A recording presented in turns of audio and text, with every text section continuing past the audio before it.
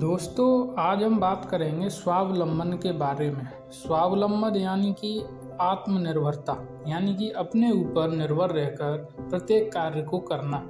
स्वावलंबन का आशय दूसरों पर निर्भर न रहकर अपने कार्य को अपनी शक्ति सामर्थ्य से स्वयं संपन्न करना है।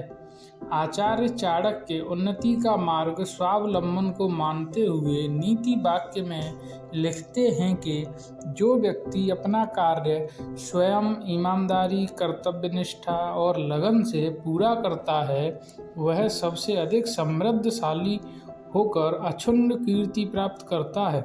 और जो व्यक्ति दूसरों पर निर्भर रहकर किसी कार्य को पूरा करने की इच्छा शक्ति रखता है, वह विद्या, तप, दान, संयम और चरित्र से श्रेष्ठ होते हुए भी अनेक प्रकार की विपत्तियों से घिरा रहता है।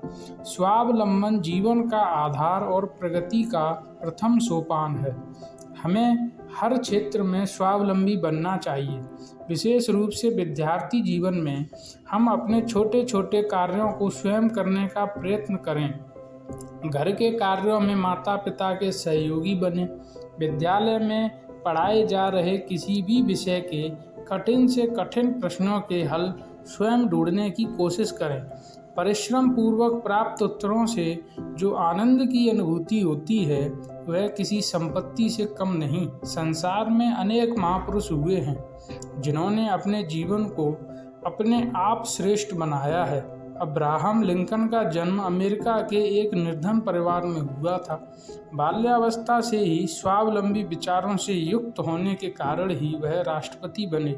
हमारे देश के द्वितीय प्रधानमंत्री लाल बहादुर शास्त्री जी का संपूर्ण जीवन स्वावलंबन का पर्याय रहा है।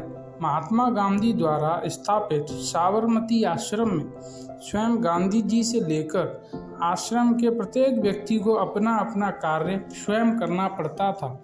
यहाँ तक कि जो अतिथि वहाँ जाता था, वह अपने खाने के लिए स्वयं अन्न पीसकर रोटी बनाकर खाता था।